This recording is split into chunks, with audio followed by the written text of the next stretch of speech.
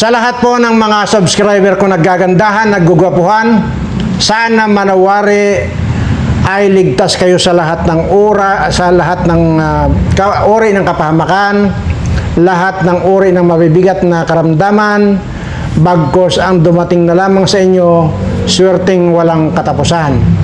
At dito naman po sa mga hindi ko pa subscriber, kung gusto nyo rin pong gumanda kagaya nitong mga subscriber ko, ay mag-subscribe lang po kayo dito sa Berana Live Studio TV dahil ito po ay garantisado, sigurado na mababago po yung mga itsura ninyo.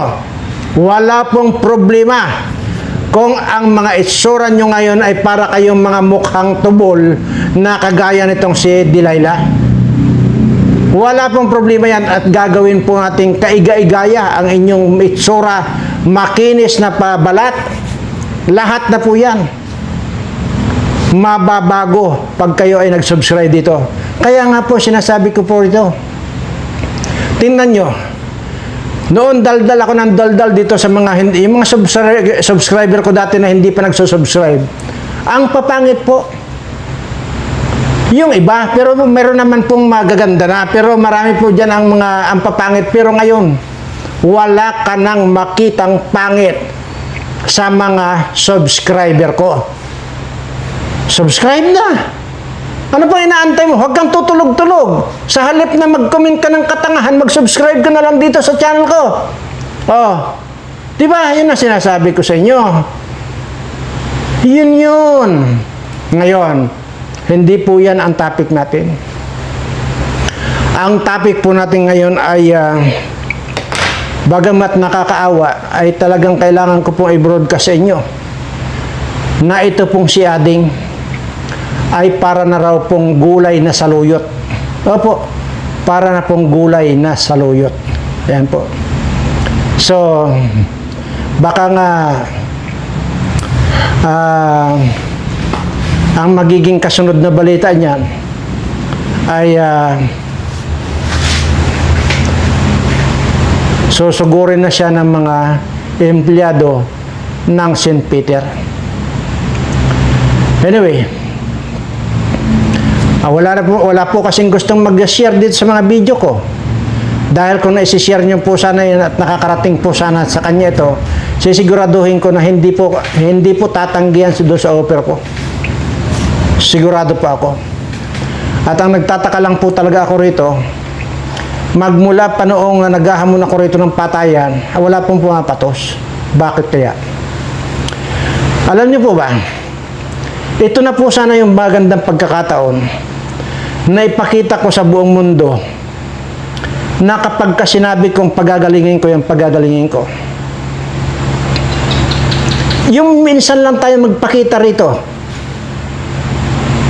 sisiguraduhin ko sa inyo, magiging mayaman ang mga tao dito sa Pilipinas. Bakit? Napakadali po ang sagot. Kagaya po nito, isang beses lang ako makita na talagang pinagaling ko. Hindi ba't lahat yan? Lahat kasi yan may mga sakit na eh. Yung mga kongresista, lahat yung mga senador na may mga sakit po lahat yan. O di ngayon, magpapagamot din sa akin yan kung sakali. O anong ibig ko sabihin? Di lahat ng mga kinulimbat nila, yun ang hihingin kong pangbayad nila, mabuhay lang sila. At hindi lang yan. Baka buong mundo makikita yan. Ito, sikwa na lang. Ito na lang ang sample na wala po kasing pumapatos talaga. Kahit anong gawin ko rito na paghahamon, wala pong pumapatos eh. Yun na lang si Pimentel na yung namatay na yung kanyang kabilang hita. Yung kanyang kabilang paa. Di ba putol na? I-share niya po itong video kong ito. Para kahit pa paano sana ay meron tayong maipakitang pruweba dito sa mga sinasabi ko. Na hahaguran ko lang yan. Maibabalik yung kanyang dating paa. See? Kahihiyan po ito kung hindi ko magawa. Malaking kahihiyan ito. Kaya nga po ikinukuhan ko na eh. Ibinubuyang-iyang ko na yung kahihiyan ko kung sakalit mag-field ako eh. Diba? Sa tingin nyo, pagka pinatos nila itong mga ganitong offer at mga hamon kong ito, sa tingin ninyo, magpapakita pa ako sa inyo. At sa tingin din ninyo, magsasalita ako ng ganito kung hindi ko kaya. Diyan na lang. Sigurado na nakalibing na yung sampaan niya ni Pimentel. Walang problema yon. Ibabalik natin ang kanyang paa nang walang bahid ng anumang operasyon. Babalik yung kanyang paa. Dito na lang. So ngayon, yun lamang po ang dito sa kay Ading. Noong pang yan, nakaraan pa ako nag-o-offer sa kanya. Hahaguran ko lang po yan. May ihahagod lang po ako dyan. 7 bisis lang, 7 araw ko lang yan. Ihahagurin yan. Sinabi ko naman po sa inyo, parang napakabata ang kanyang mga bituka na walang anumang bahid ng sakit o anumang kahit nagabuhok na bahid ng sanhi ng kanyang colon cancer na yan. Ang sinasabi ko po rito, huwag lang munang mamatay. Dahil kapag namatay na po yan, yun ang hindi ko na kaya. Basta hanggat humihinga ka. So, kagaya ni Pimentel, malakas huminga yan. Dahil yung paa niya ang putol. Yun. Yun ang dapat sana na makita ng buong mundo kung paano kung lalagyan ng paa yan. Ganun lang po. Siyempre, lagi po ako maniningil dito. Hindi naman po pwedeng libre. Ano pong tawag doon? Pagka nagawa ko, yun po yung tinatawag na talent fee. Hindi po kanyan isipin nyo may anting-anting ako. Wala po akong anting-anting. Talent fee. At hindi po totoo yung anting-anting na kagaya ng inyong paniniwala na yung mga rebelya may mga anting-anting. Hindi po totoo. Itong sinasabi ko po, matatawag din yung talent fee kung magagawa kong ibalik yung paa ni Pimentel. Binti ni Pimentel na naputol. Ngayon, kaya lang, siyempre, ay medyo kung 2 bilyon yung pinagpatayo niya ng kuan ng kanyang garahe sa kanyang mga luxury car at kung mayroon na mga 1 bilyon ang halaga ng kuan ng mga sasakyan niya, di bali 3 bilyon. At yung kabuuan ng bahay niya halimbawa is another 2 bilyon. So magkano na yun? 5 bilyon. Okay? Yun na lang pong kalahati doon. 2.5 bilyon lang ang sisingilin natin. Mayroon na uling paa si Pimentel. Ulitin ko lang po. Lahat po ng ating makukulikta, lahat po ng ating yung ibabayad nila sa talent fee ko na gagawin ko lahat, hindi po mapupunta sa akin. Diretso pong mapupunta yan dito sa lahat ng mga kababayan ko na mga hirap na sa buhay. Siyempre, unahin ko muna itong mga subscriber ko kasi sila naman talaga yung mga nagtsatsagang manood dito sa walang kakwenta-kwenta kong channel. Pero sabi ko nga po ang pinagdadasal ko lang sana, mayroon lang sanang pumatos. May pumatos lang sana. Hanggat wala pong pumapatos sa mga hamon ko, wala po, hindi po natin maipapakita yung talent natin. Ay hindi po pala talent natin, kundi talent ko lang. Diba? Alam nga naman kasali kayo ron. Hindi po kayo kasali doon sa talent ko. O, yan po.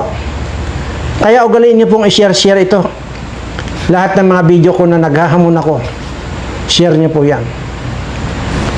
O, meron na naman nag-comment na wag ko na lang daw buhayin si Marcos.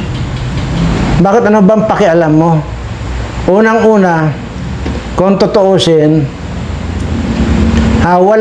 wala sa pinag-usapan namin ng aking Panginoon ang pumatay. Ang pinag-usapan po namin, bumuhay. So, kung yun man ay gusto nyo nang mamatay, antayin nyo si BP Sara.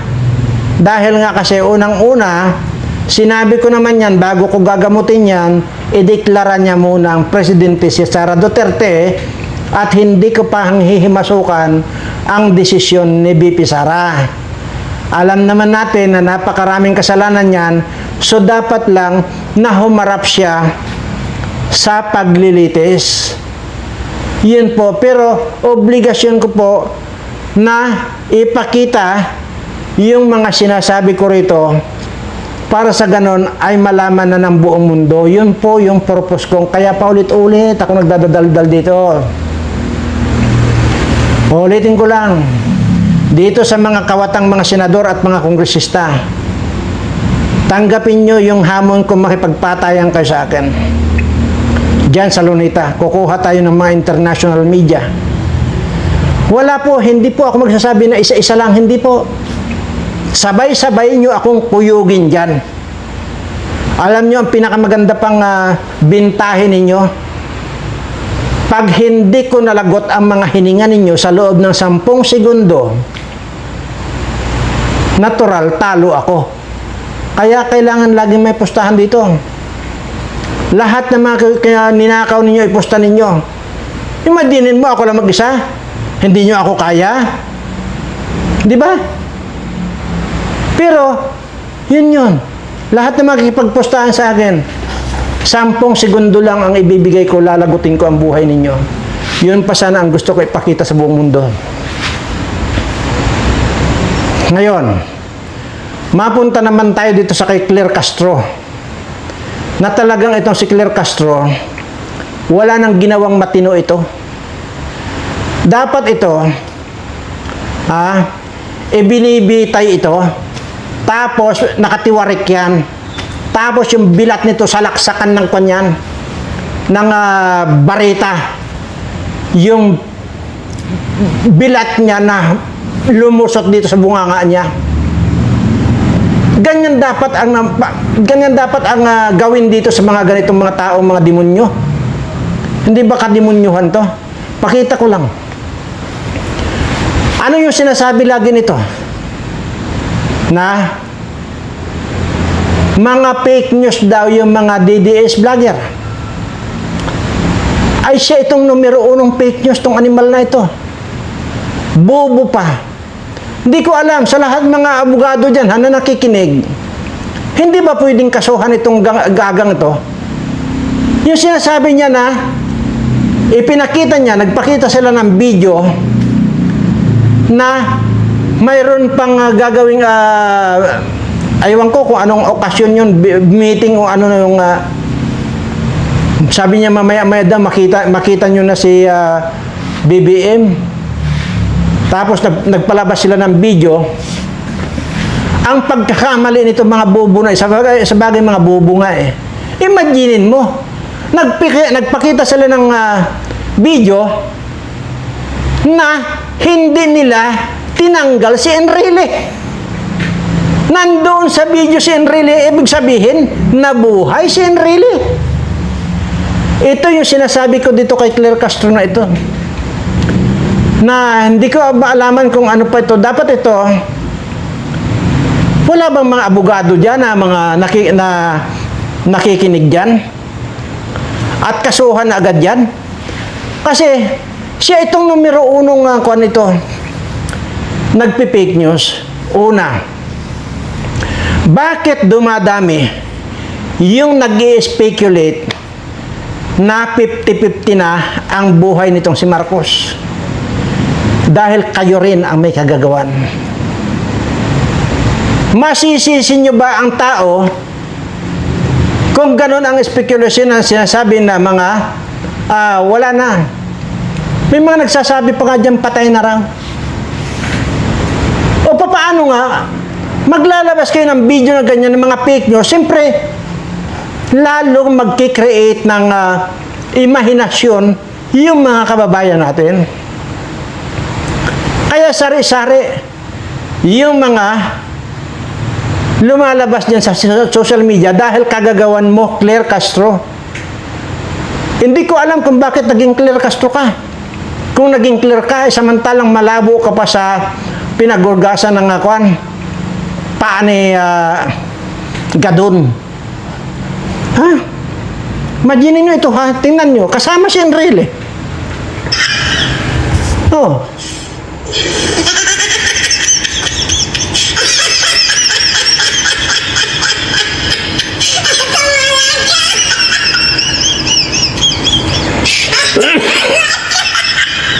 Katarantado talaga. Kaya hindi niya masisisi itong mga tao kung ano-ano mga pinapalabas nila dyan sa kanilang social media Dahil kayo rin may kagagawan Katangahan mo, Claire Castro. Ito pa. Ha? O yan o. O. Ang loyalistang bangag, ganito kayo niloloko ni Auntie Claire. Naglabas ng video na okay ang Pangulo. Pero sa nilabas na video, si Marcos Enrile. Ayan o.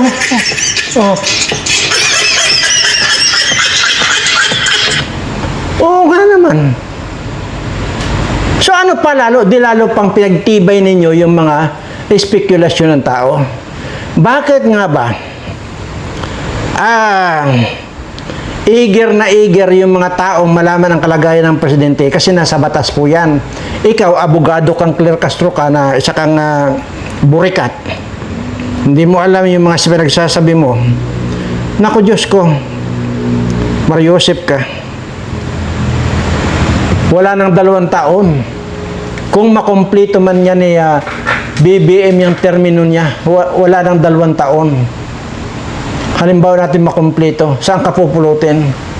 Pupulutin ka sa Muntinlupa, sigurado ako dyan. Ipapakulong ka talaga, mayroon magpapakulong sa iyo. Tandaan mo yan.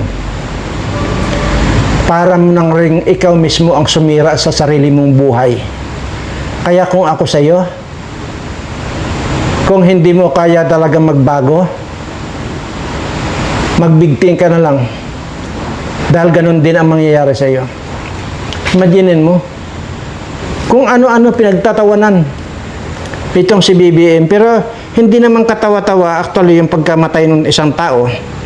Pero, kasi nga po, yung mga pinaggagawa ninyo yung mga pinaggagawa ninyo, kayo ang gumagawa ng katawa-tawa. Kagaya nito. 50-50 ngayon, parang ang nagadala na lang daw sa kanya, machine na lang. Sabi ng mga kaibigan natin sa kabilang parlor. Pero, napaka-airtight talaga ng kanilang pagbantay sa kay Bangag. But ito ang ma-assure ko sa inyo, Inday Sara for President 2026, not 2028. Kaya minamadali sa mga biladsing Iloy, sa mga palaitot nga si Dili Mabigao nagtsupa sang tarugo ni Junel, ginamadali sang palaitot nga gago nga size 2.02 nga titi kag 4 ang itlog nga si Trillanes. Ang itlog may buffet og itlog si Trillanes, pading silahis nga rebuilding nga patayuya. Minamadali sa mga iudip. So, pinagtatawanan lang po Kasi, kayo ang may kagagawa nito. Imaginin mo kung di ba naman yung kabubuhan ninyo. Hindi nyo man lang, ni-review bago nyo i-upload yung inyong pinost na yan, na nandyan si Enrile. O di talagang walang katotohanan at talagang totoo na talagang gulay na. Kaya hindi nyo masisisi yung tao kung ano-ano mga sinasabi na gulay na. Wala na. Baka ang araw daw patay na. Bakit? kayo ang may kagawag-gawan niyan, lalo na ikaw, Claire Castro. Kaya napakasarap mong salak sa kanyang ngalangala mo ng, ang tawag yung halaman na kwan? Yung malapad na may mga tinik-tinik. Sarap isalaksak dyan sa lalamunan mo para magtanda ka eh. Akala mo naman wala nang katapusan ang pagiging nandyan mo sa posisyon. Wala nang 2 taon eh. Kung matatapos niya ang termino niya, ay papaano nga kung totoo itong patay na nga pala? Papaano na? Mabibisto at mabibisto yan. Kasi ang pagkakaalam ko, mayroon daw yata silang isasampa sa Supreme Court na para puwersahin na ilabas ang medical medical bulletin ni Marcos. So, kung yun ang gagawin nila, kasi nga, nasa 1987 Constitution yan, na kailangan ideklara mo kung fit to work ka pa. Kung hindi na, ibigay mo na sa next in line. Dahil hindi ka na kailanman magiging fit to work. So, magsasampa po sa Supreme Court. Itong si Kwan, isalin nyo na itong si Claire Castro. Dahil baka mamaya, ano kayang gawin ko rito? Yung para sa akin, lagyan ko na rin kaya dito kay Risa at saka dito kay Delilah. Nilagyan ko na ng mga garapatang bilat ito. Ano kaya ko isali ko na ito?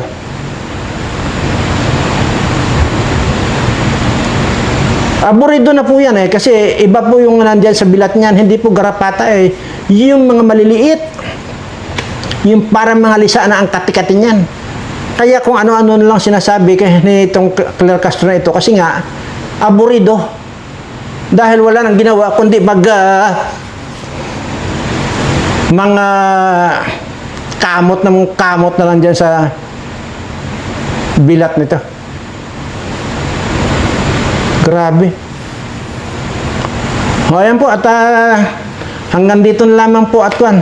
Yun po, binalita ko lang po sa inyo. Ayon po dito sa ating nababalitaan ay lantang gulay na po. Lantang gulay na saluyot na raw po si Ading. Ayun. So, ulitin ko lang po. Yung mga sinasabi ko sa inyo, kung hindi ka iga-igaya yung mga itsura ninyo. Kung gusto nyo magaya dito sa lahat ng mga subscriber ko na ang gaganda na ang gugwapo pa, subscribe sa Birana Live Studio TV. Huwag ka nang tutulog-tulog kung gusto mo pang mabago yung pagmumukhaan mo na para kang mukhang kohol. Intindi? Maraming salamat po at sa lahat ng aking mga subscriber. Mahal na mahal ko po kayong lahat.